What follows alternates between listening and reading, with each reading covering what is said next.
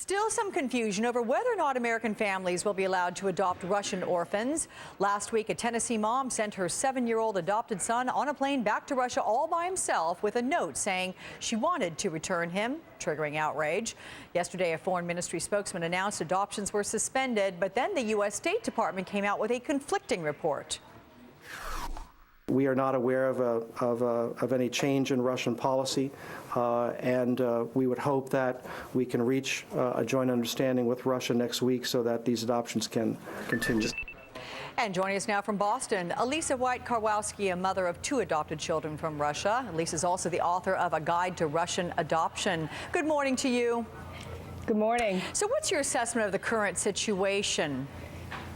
Okay, well, this report that came out yesterday morning actually was reported by the Ministry of Foreign Affairs. And the Ministry of Foreign Affairs is not the one who's responsible for any government orders as they relate to international adoption. In fact, it's the Ministry of Education who's responsible for that.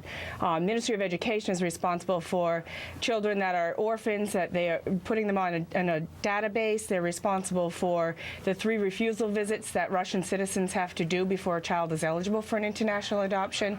And ultimately, they're responsible for accepting foreign people's applications to adopt children. And the Ministry of Education is denying this statement of suspension. Okay, well, with 3,000 families, as we saw a graphic there, having started the adoption process, 250 families have completed it for this year. They're waiting for kids right now. How complicated the process was it for you?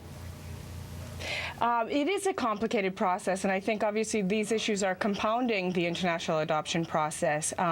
There are a lot of things that you need to go through as far as medical exams, financial statements, home studies, letters of recommendation, repeating your medical exams every 3 months, plus travel. There are now 3 trips.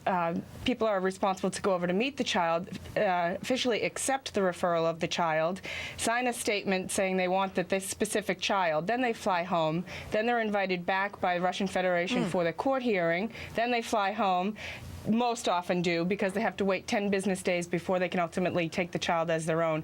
Then they fly back, generally speaking, a 3rd time, unless they want to stay in country, for the purposes of picking up the child and having the visa interview and then bring the child home to the States. So, Alisa, what you're explaining is a very complicated process, and one would think that parents are very eager to get these children, given everything they go through. How concerned are you that this is going to put the kibosh or really make it much more difficult to bring children from Russia? By the way, the country from whom we adopt, internationally speaking, it's the 3rd most populated country that way in terms of bringing kids into the U.S.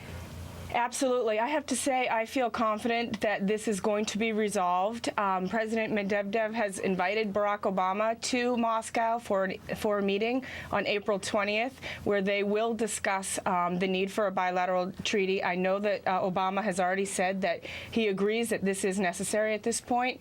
So I feel confident that those 2 gentlemen, along with everybody else, will be able to come up with some sort of bilateral agreement that will be instituted here in the United States so that adoption can continue. All right. Alisa Karwowski, let's hope that's the case. Thanks so much.